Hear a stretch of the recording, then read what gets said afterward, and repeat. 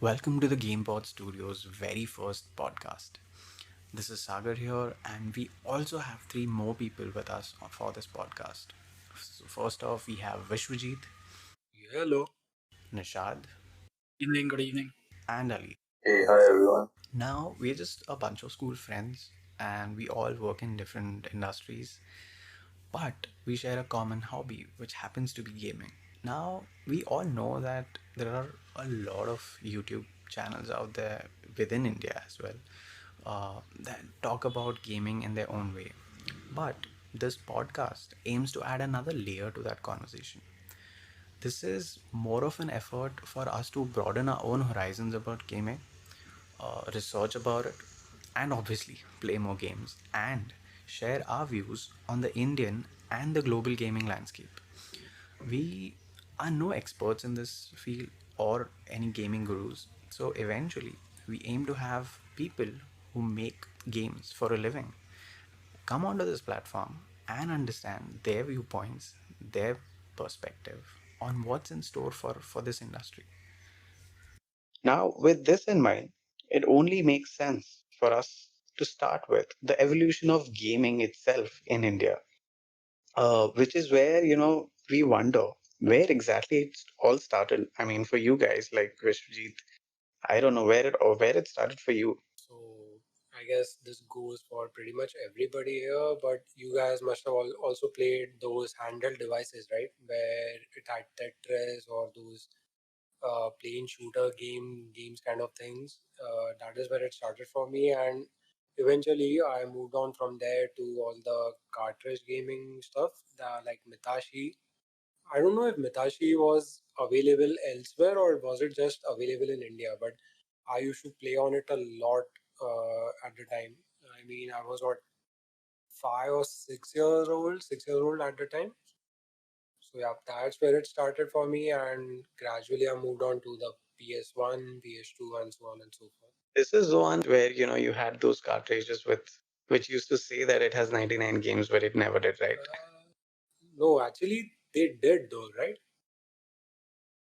I think they just used to repeat the whole thing, like the same games were Yeah, repeating in the menu, I some of guess. them were, but then later on in the, I guess after the number 50 or so, you could find new games there. So yeah, it was a bit of a schemy shit that they used to do, but they had some really memorable games back on the those platforms.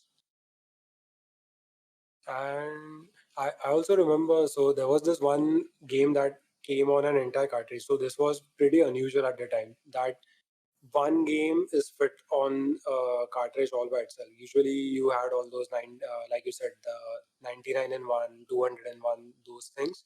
But there was this one game on the Ninja Turtles. Have you played it? Ninja, no. This was like a separate, like a Yeah, cartridge or so. entire just a cartridge, and it had just one game on the Ninja Turtles, and it had a story mode. You could play with other people. I mean, there were. It was the first co-op game that I played on that Yeah, console. I I think I remember this one. Uh, Yeah, it was 2D and you could play as one of the four characters. Yeah, I think I remember this one. I remember I I used to play strangely Hero remember it. most of the time. The guy with the huge katana sword. Yeah, the guy who used to usually ride the bike in the TV Okay, adaptation okay. of it, right? But I mean, this is obviously a very a personal and a much more local experiences that we had amongst each other while during our childhood. I mean, obviously, this is more from an Indian perspective, but where do you think that, how obviously things we were still at a receiving end in terms of, receiving the technology from outside and then we played it, right? But there was a place where this technology was first developed and then where it was catered to those markets, which was other countries other than India. Do you have any, do you recall any friends, cousins who had a different perspective or who had access to better games while we here in India we were playing the Mitashis and the PS1s of the world? Mm, No, not really during the early days. I mean, during the PS1 or PS2 days, but especially during the PS3, when the PS3 came out, I think when the internet came into play and you realized how much more advanced the bandwidth was available to people who are not in India, people who are living in advanced European countries or maybe in the US. So that was a little more prevalent, but otherwise, consoles, I think some of them were delayed. The PS1, maybe it came out in India later than when it came out in US, but I didn't really have any such experience where, okay, I knew someone who was living abroad and they had it. But maybe that also pertained to the fact that uh, because the internet wasn't as widespread or as good as non-existent in India, that I didn't really knew what the hell was going on out there. Yeah, I was gonna say we didn't have internet or even computers in those days, so we just had the video games, and we knew a few people in our community who had those and who were playing those. So, like, I remember my first experience ever with a video game was going to a friend's house or going to a cousin's house, and they had that. Uh, Also, their friends might have had that, and everyone used to go to this one person's house to play the video games. So it's not like even each person that I knew had it. It was very localized. So I think pretty much everyone's journey started with those cheap Nintendo knockoffs, which Vishu mentioned, where we had to blew air into the cartridges if they didn't work. And it was not only cheap, but even the games were very easy to pick up during those days. So it was not as expensive as today. I think even the cartridges. Piracy was also quite in the game. So I mean, today we obviously have these things like PS exclusives and all of those things. But I think back in the day there was not a thing that this is an exclusive CD because hey, you could get your hands on any pirated copy of those games. Exactly, and even the marketing was not that great those days in India, at least. So India was not targeted as a market, so we didn't know what was PlayStation or what was exclusives and all. So when we were kids, we just knew, okay, these are video games and we like them. I mean, obviously, let's not forget. I think the best. I mean, the best version of gaming for us back in the day would be the handheld consoles. I'm talking about the PSPs and the Game Boys. So I have a fun story on that. Remember, Nishad, when we went on that school trip to Darjeeling during eighth grade? Yeah. So on the train journey, rather than looking out the window, looking at the scenery and everything that was as the train was going through the different states, Nishal had a Game Boy with him, and the entire time, all the two of us did was play on his Game Boy during the entire train journey. We weren't looking out, we weren't doing anything else. All we did was you had Pokemon, right? Yeah. That's all we did. I actually very much enjoyed that Game Boy Advance when I bought it. So it was, I think, the very first console type of console which I had, which was expensive.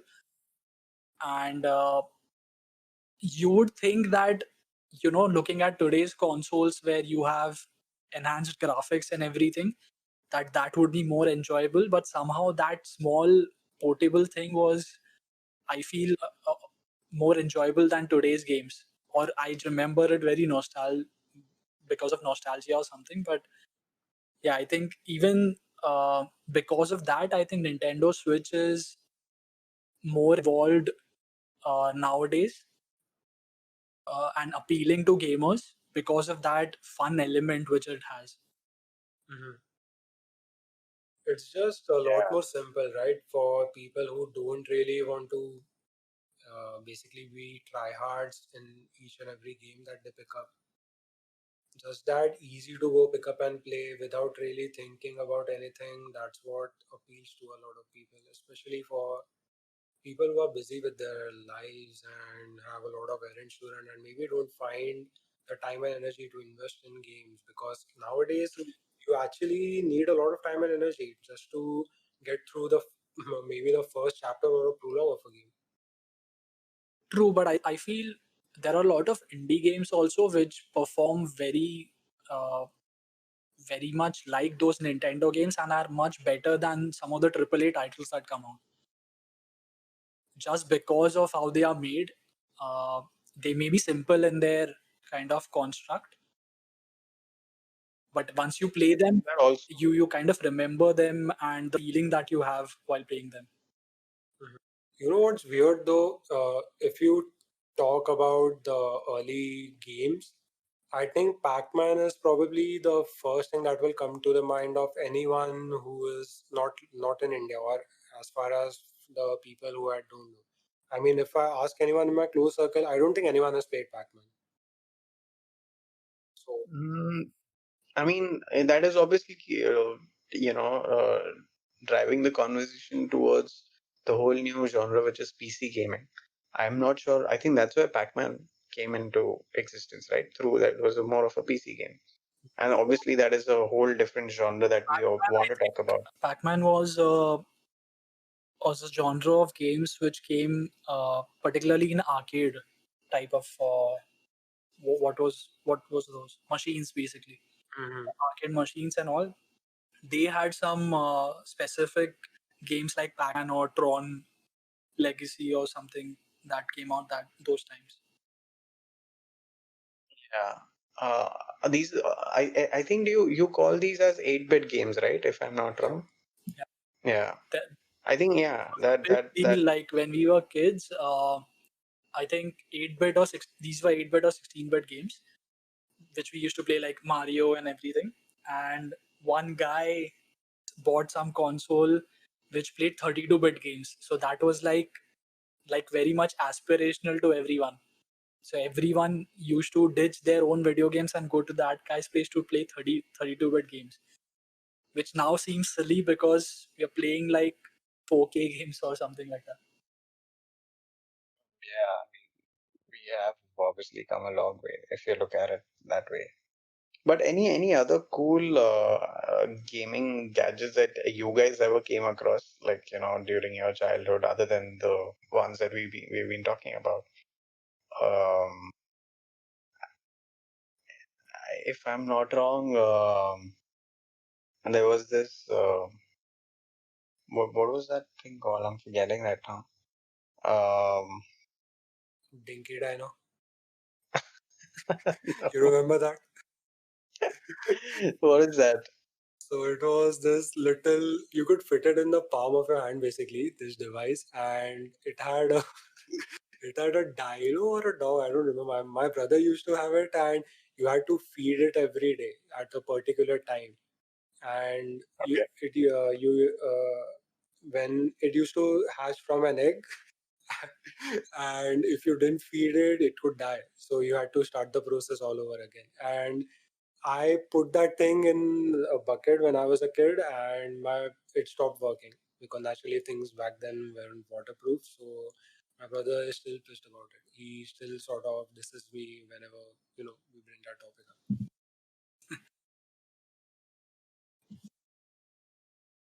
And just you know, so if you take any PS1 or any cartridge game, for example, just the way you remember it, it just seemed like it was a lot more enhanced, right? Because even though the graphics, if you look at them now, they look like complete garbage because you have seen things that are pretty much close to real life. But in your mind back then, you didn't really think of them as trash. Basically, any car game like NASCAR Rumble, which I used to play on the PS1 a lot.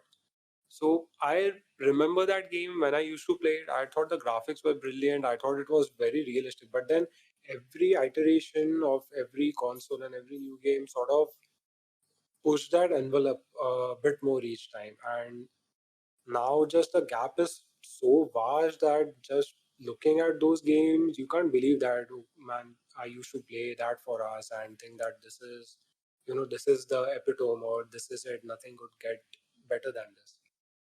I think it's Yeah. called memory bias, right? Mhm. So you remember something fondly from your past, but your memory of it is very different from the actual thing. Oh, wow. This is a But yeah, actually, this quickly turned into a podcast on psychology now. Yeah. but yeah, you're right. The technology has come far, and today we are talking about AR and VR, which is, I feel it's still in its development and its nascent stage, where a lot of companies are still figuring that technology out, and give us that kind of experience which is more enhanced. But now, obviously, we are looking at the world trying to invest into gaming. There is a lot of thought that is put behind it, and there are so many institutes that have come up. There are so many studios who are investing a lot of research and development into this, and I think within India as well. I'm not sure if we people are pursuing it that seriously. I mean, that for us, we are still at a much more at a consuming end of the technology that is being developed outside, because obviously the as a field of as a vocation, a lot of people are more serious about pursuing gaming in terms of environment designers, people who literally design the how the game will look and feel to you. There are a lot of coders who are ensuring that they can give you more functionality. But do you think that within India we have that kind of investment or infrastructure which is even prepared to kind of give us that kind of experience? So gaming, I feel, is pretty much like any other business, right? So if you have successful IT companies in India, I don't see why you can't have successful gaming companies in India. I'm actually surprised that there isn't a company, I mean, grassroots level Indian company that is developing AAA titles, given the amount of IT work that's actually being done here. Ali, you wanted to say something? Yeah, I would definitely say like India has a lot more talent than any other country in the world, even in terms of these game building things. A lot of work is outsourced to the it's outsourced in India. But I would probably say the investment level that India probably makes into gaming is a lot less. Probably if we get more companies and more people start looking at the value of gaming going forward, might be surely helpful. So why do you feel that the investment is low? Is it because of the, I don't know, because of the high rate of piracy that goes on, or is it something else altogether? Probably even that is one of the factors that would add to it. But what if you see if you look at the gaming companies, it's not majority of them are in the US or in China or in Japan, and uh, I think they have those sources with them to invest in these gaming things. For India, I would say even if we have the gamers, probably people don't think that in terms of a financial aspect, which would bring them a lot of value to their business. Probably I might be wrong at this as well, but that's what I feel. We do have a lot of mobile gaming developers within India, right? Uh, Now, obviously, the Indian mobile gaming scene is quite huge if you compare it to PC gamers and console gamers. Uh, uh, but yeah, I mean, I think at the same time, if we compare it to the number of developers that are present in this country, obviously we can do much better in that sense. Now that obviously you will obviously have more companies when there is when that industry itself is taken much more seriously from a skill level, right? That we don't obviously have a lot of colleges, universities, even taking care of this aspect of building those skills, making this as a course, making this as a field that you can explore. Because there are a lot of designers. I mean, I'm sure there are a lot of designers out there who are probably working in different fields. At the end of the day, if you all you have to do is apply those design skills into a much more directed way of creating a a gamified experience, a gamified environment. I'm guessing that will happen eventually if we see more colleges opening here, we see more courses happening. Come now, I'm talking about 2020, where we are in the world of online education.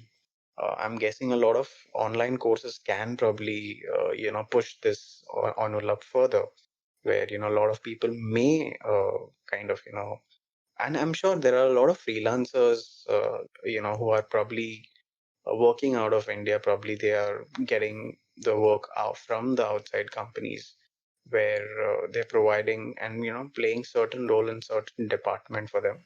But obviously, a much stronger and impactful infrastructure is something that India can use, and that would surely, I think, get us at a stage where India actually kind of contributes towards development of games and the gaming technology. Not only discuss the business opportunities in the gaming industry, but also the careers one can explore. And how does this genre of entertainment, which is mobile, PC, or console gaming, can attract or appeal to a non gamer? So, there's a lot to discuss. So, stay tuned.